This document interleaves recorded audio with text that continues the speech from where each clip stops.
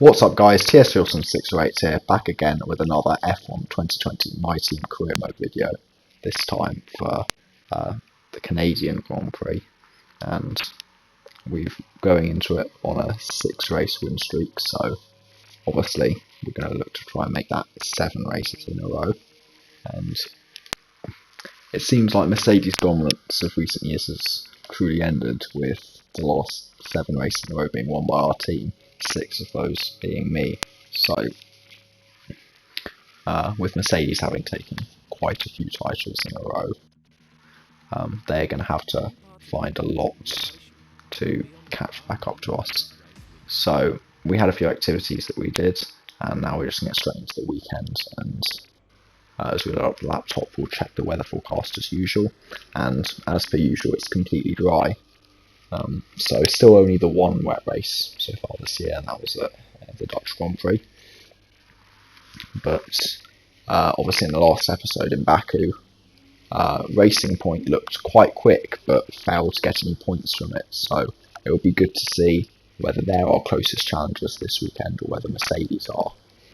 And we don't really mind who our closest challengers are at this exact moment, as all we're going to try and do is put upgrades on the car and try and keep extending our advantage away at the front of the pack. So I decided to go with a chassis upgrade here on the brakes, and it should be on in time for the British Grand Prix. So hopefully it doesn't fail. Some of our upgrades recently have been failed, but in qualifying on our first lap, we like I said at Baku, we just need to try and set a lap that is clean, and in Canada it's also especially hard to do because of the final chicane, which is very easy to mess up, and that's what you can see. Sometimes you'll lose half a second at least in a lap if you just get it slightly wrong, and sometimes you can lose your front wing. So that was a good lap though, at the end of Q1, 106.4, and it allowed us to top the session 4 tenths ahead of our teammate Daniel Ricciardo, and a second ahead of either of the Mercedes cars.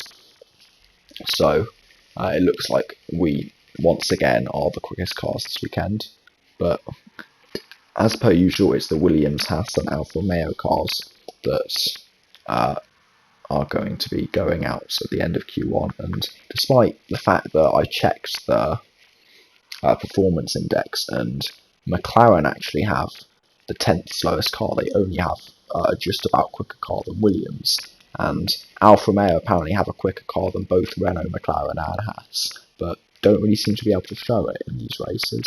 So maybe it's just the drivers they have, or maybe it's just that their car doesn't work at the tracks we've been to, which are mainly power tracks. As we head into Q2, we didn't get as good a lap as we did in Q1, but it still should be enough for us to get through to the next session. It is indeed 5 tenths slower than the lap we did in Q1, but as we fast forward towards the end of the session, Ricciardo sets his lap on medium tyres to go through. We did top the session by 8 tenths, Ricciardo was 4th, and I think Ricciardo's decided he needs to try and mix it up if he wants to try and beat me in these races, so he's going to go for the alternate strategy and start on mediums.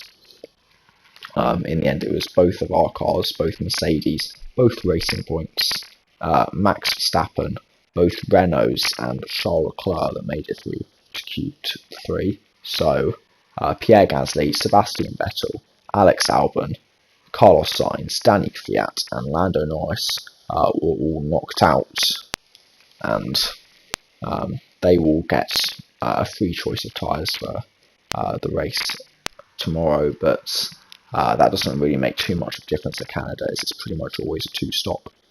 Even if you start on mediums, you'll probably end up going for a 2-stop, as the 1-stop is just not a favourable strategy around here.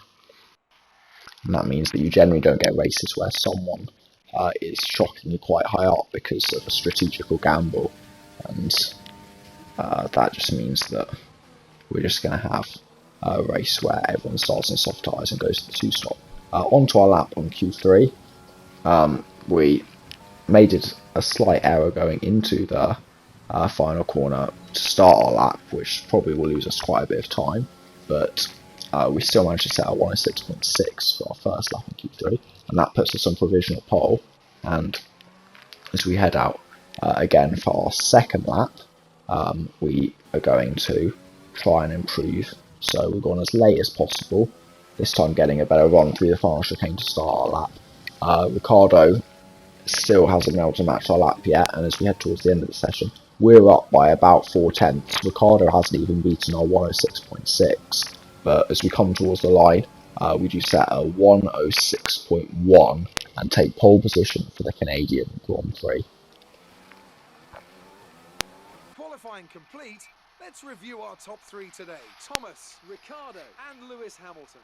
Well, that wraps up qualifying, but don't worry, we'll be back tomorrow as we head into the Grand Prix. So we are on pole position, 5 tenths ahead of our teammate Daniel Ricciardo, and 1.4 seconds ahead of Lewis Hamilton in third.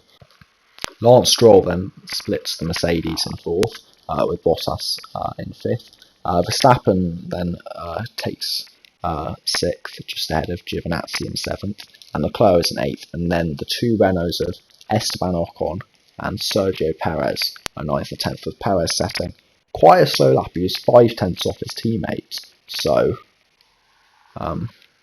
he will be wondering where all the time was. Maybe he just made a mistake on his lap, or maybe Esteban Ocon has the edge of him this weekend. But in the race, it'll be good to see whether the Mercedes can hold off Lance Stroll and take 3 and 4th. Great qualifying session. Are you feeling safer ahead of the pack? Well, it's not about really feeling safer, but at the front of the pack, we'll hopefully be able to pull away and show the true pace of the car, and, well, show what we've got. AlphaTauri have always worked hard, or most teams this season have worked hard, and they're all trying to upgrade as quick as possible in the midfield. After yesterday's exciting qualifying session, Thomas lines up on pole position, and P2 goes to Daniel Ricciardo. A strong showing from the Australian. Moving on to the rest of the grid, we have Hamilton, Stroll, Valtteri Bottas and Verstappen, Giovinazzi, Leclerc, Ocon and Sergio Perez, Gasly, Vettel, Alexander Albon and Sainz, Norris, Magnussen, George Russell and Nicholas Latifi, Grosjean, Aitken, De Vries and Daniel Kvyat completes the grid. So, as I mentioned in qualifying, the strategy is just going to be a simple 2-stop from softs to 2 sets of mediums. So we're just going to get on with starting the race, and it's 5 red lights, it's lights out and away we go, and we do get a better start than Ricardo behind us, but obviously he's got a medium tyre, so we're expecting that. And we go slightly deep into turn 1, and Ricardo's going to try and switch back around the outside, but we hold him off. And we continue going. It looks like Lewis Hamilton has now jumped our teammates, and that means that he will try and split us in between, and he's going to be looking to try and overtake us very shortly. But now, as we head through the next section, Ricardo's going to look to try and get back past Lewis Hamilton with an opportunistic move and try and make sure that he doesn't fall too far behind us. So, in order to stick with us, he does dive up the inside of Lewis Hamilton and into the hairpin. He has now regained second position in this race. So as we head towards the end of the first lap, it is us in first, with Ricardo in second and Hamilton in third, and naturally we set the fastest lap.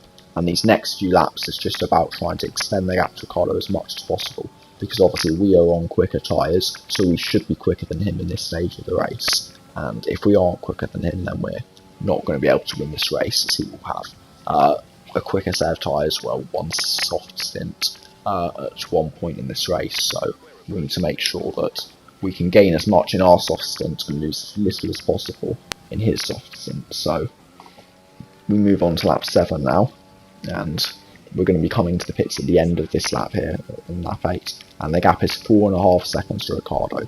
So I would have liked to have been able to gain more, but we have gained a reasonable amount.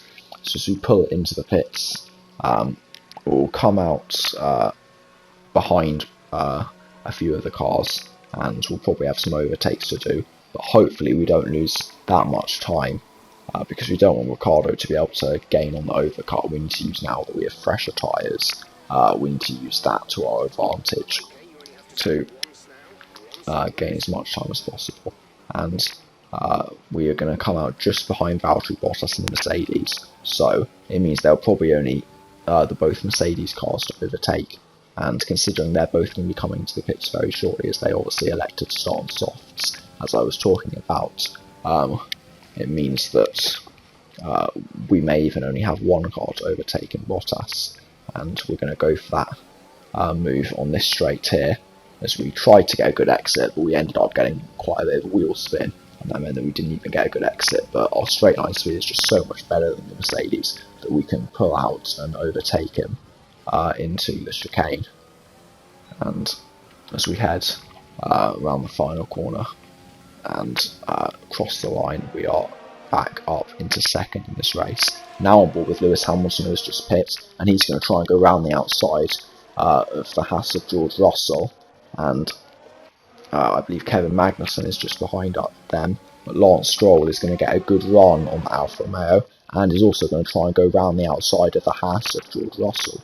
And as they head into the hairpin, Lance Stroll has performed a great move to try and keep up with Lewis Hamilton in that battle for the podium, and has gained 2 positions going into the hairpin.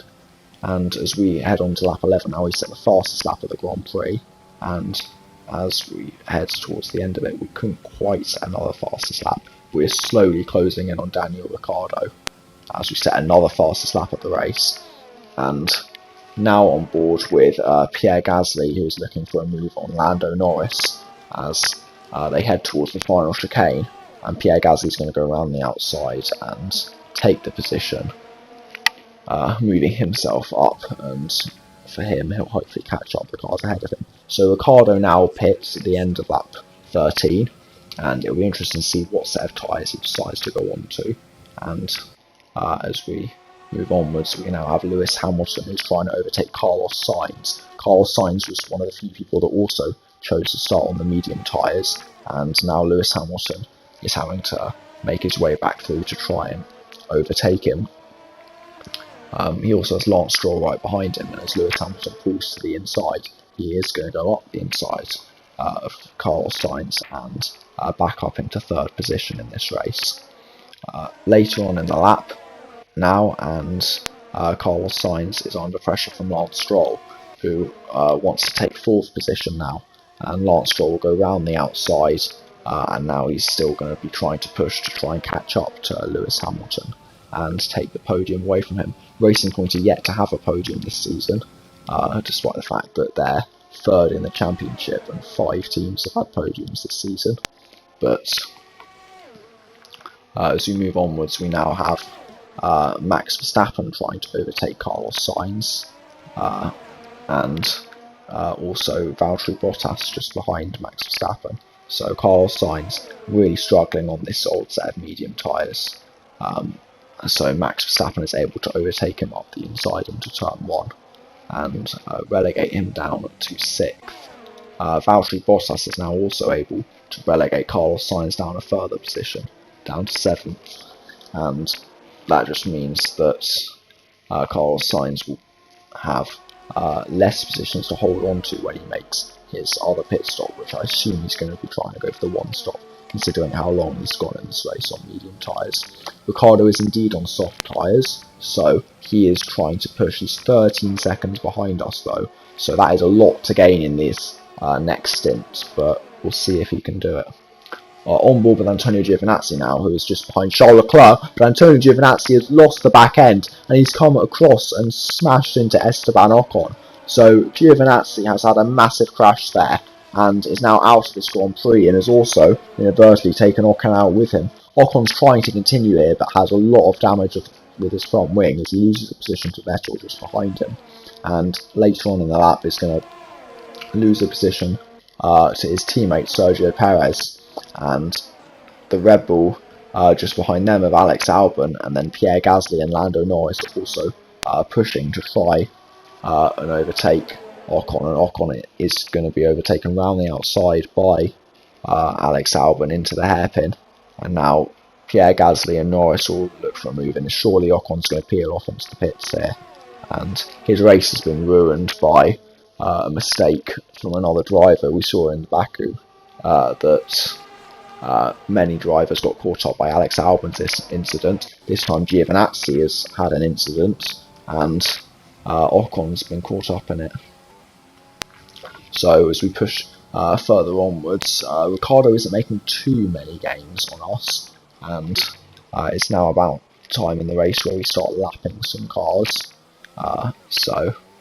As we move on further into the lap, we have Jack Aitken, our former teammate, to lap, and then we have the Renault of Esteban Ocon, who obviously had to pit for repairs as he had lost most of his front wing after the collision with Giovinazzi.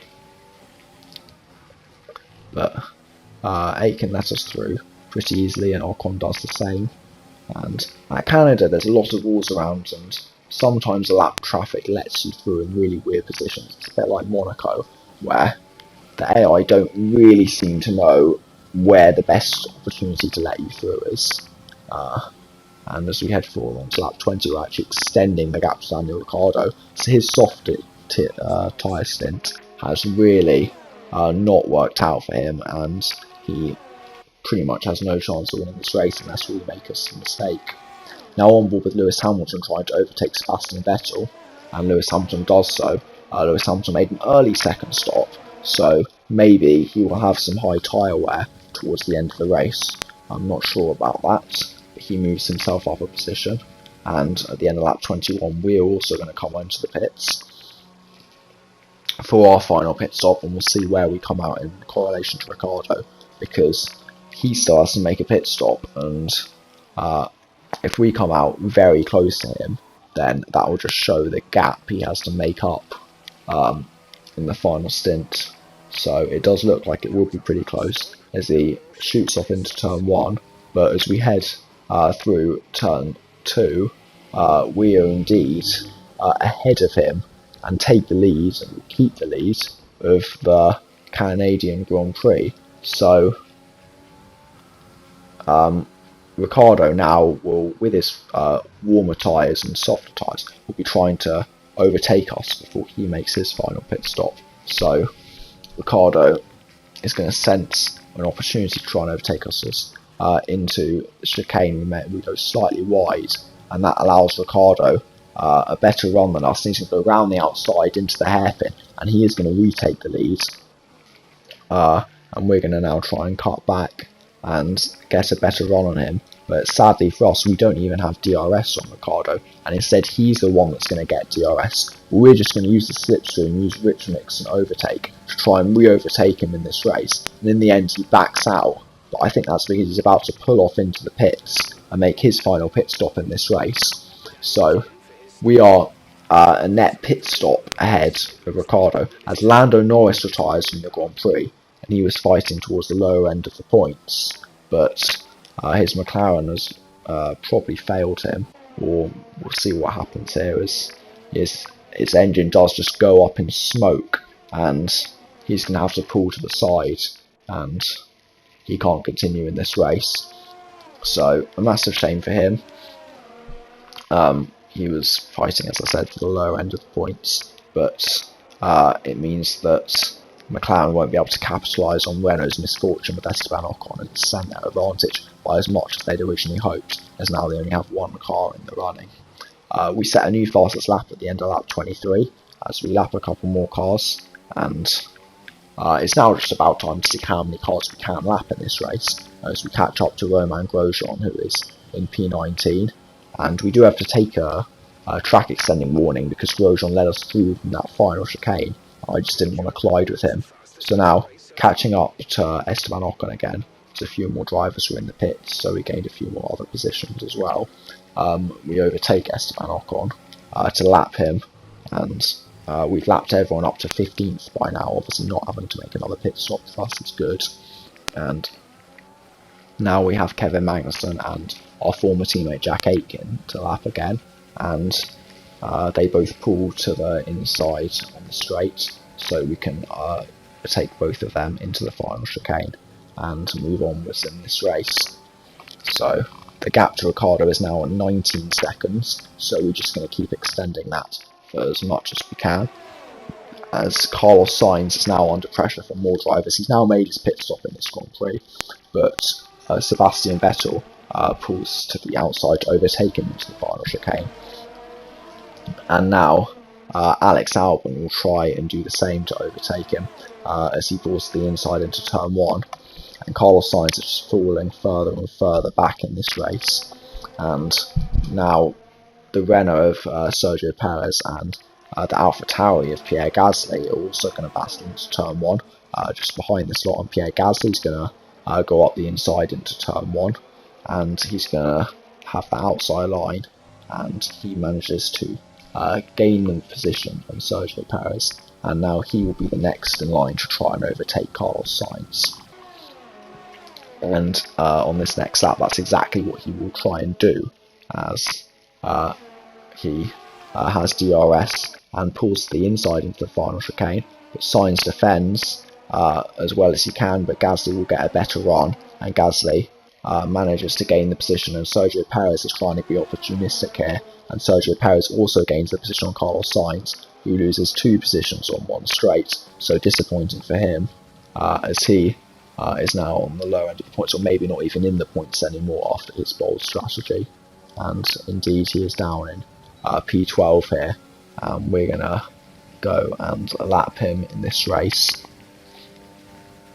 And as we head forward, we now have Sergio Perez obviously to lap next. I'm assuming it should be Pierre Gasly as the next car, as we were 1,000th off our fastest lap at the end of lap 28, so we're showing that we still have good pace in this race as we increase the gap to just over 21 seconds to Daniel Ricciardo. And we have truly dominated this race. And after the first stint, I thought it would be pretty close, because Ricciardo managed to keep up with us despite being on medium tyres, but he has lost a lot of time while we've been on the mediums. So maybe the mediums are just a really good race tyre in this race compared to the softs, and that's why I've done better. Now we're catching up to lap Alex Albon, who is in 9th position in this race. So he will let us through into the next corner, as he will not want to receive a penalty for impeding us. But as I said, sometimes the drivers don't let you through at the times you would want them to, and that can make it quite difficult for you, as Alex Albon almost let us through in a very difficult area, but we just about got away with it, because going through that section there is not always easy, as Vettel has an issue, and he's turned to the left, and we now have damage. We now have damage in this race, as Vettel, I think, was retiring as he had some mechanical issue, and now we've hit him and we have damage in this race. So on board with Vettel here as we move into this section, and he just turns left and hits us. I don't know what he was doing. He pulled well to the outside and then just turned left and drifted back across, and I'm just not sure what he's doing. He parks the car now as his car was going to fail anyway, but I just don't understand what he was doing. So, like we did in Monaco, we're probably just going to ride on board with the car for the rest of the race, as we do have damage, and we're just trying to hold on as much as possible. And Pierre Gasly behind us keeps trying to overtake us, but as soon as he gets alongside me, he's just pulling out of the move because he thinks he has to let the position back through, which is really annoying, because I know if I let him through, it means that he'll just let me straight back through. But other than that, he's trying to overtake me, because obviously in the rules, lap cars are allowed to overtake if they're quicker than the car ahead, which he is, because I've got lots of damage. But every time he goes to the move, he then thinks, oh no, I'm going to have to let him straight back through. As we do get a radio message that Lewis Hamilton has an issue in this Grand Prix, and that could really help Lance Stroll, who will be looking to take Racing Point's first podium of the season, but still has 2 seconds he needs to gain on Hamilton if he wants that position. Gasly has not made really any attempts to overtake us so far on this lap, but now he has a straight here, and we don't have any issues defending from him, because it almost feels like he's the driver that now has to try and overtake us, because I feel like if he does manage to overtake us, it will just slow us down. So I don't want him to go past, but then if he can get the move done and just drive away, I'll be fine. But every time he gets in a position to overtake, he just backs out, and I think that's one thing that's really annoying in this game. Obviously they're not expecting you to be slower than the cars that you're a lap ahead of, but the whole lap system and the way they let the quicker drivers through for the AI is quite a bit annoying, and they can impede you quite a lot, as we did bash our front wing a bit more through the final chicane, and that means we had even more damage for the last 2 laps. Luckily for us, we still have a 19.5 second gap on Daniel Ricciardo. We did lose about 3 seconds on that last lap, but hopefully it will be too little too late for him, as now Gasly will try and make a move, and as you know, up the inside we outbrake ourselves and we're going to go wide, and it's actually even Alex Albon now that's managed to overtake Gasly in that process, as Gasly was challenging us too much, and now Gasly's eagerness to overtake me has lost him a position, but luckily for us, both of them are ahead of us now, so that should mean that we don't have any more issues in this race with them. So we're going to head through the final chicane onto the final lap, and we're just going to try and go as quick as possible, but Gasly's slowing down for us, and he's going to let us back through again, and that means we're going to have more issues, because as I said, Gasly just doesn't want to keep the position. I'm not really sure what he's trying to do, so we're going to have to give him space on the inside there, but I just wanted the quickest race time possible, but Gasly just doesn't seem to understand that. But now we're on board with Lance Stroll, and he is going to try and overtake Lewis Hamilton on this final lap, and Lewis Hamilton does seem to have issues with his car, as Lance Stroll manages to breeze round the outside of the hairpin, and he's going to pull away, and he will claim that podium position, which, much to the delight of the Racing Point team, will be their first of the season if he can hold on for this final lap. But for us, Ricciardo's gained much more time on us in this last lap, and the gap is down to just under 13 seconds, but we only have a couple more corners to go, and therefore we should be just about alright to hold on for the race victory. The gap is 12 seconds now, so it's decreasing every corner, but he is still quite far away from us, and we're going to head through the final chicane, and we're going to go up towards the line, and it is going to indeed be 7 race victories in a row. That's 7 wins in a row. What a brilliant job you're doing out there. We couldn't ask for more.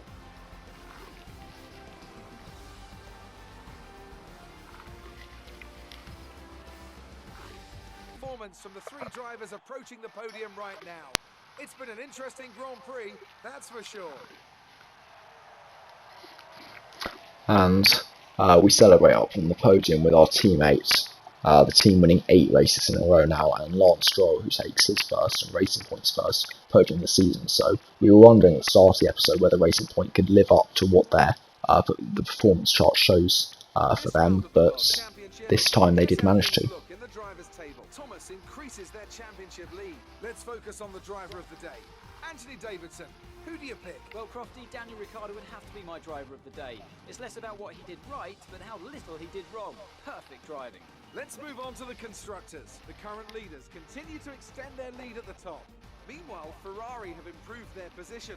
A strong weekend from them as they fight their way towards the top. And with that, we wrap up another weekend of motorsport.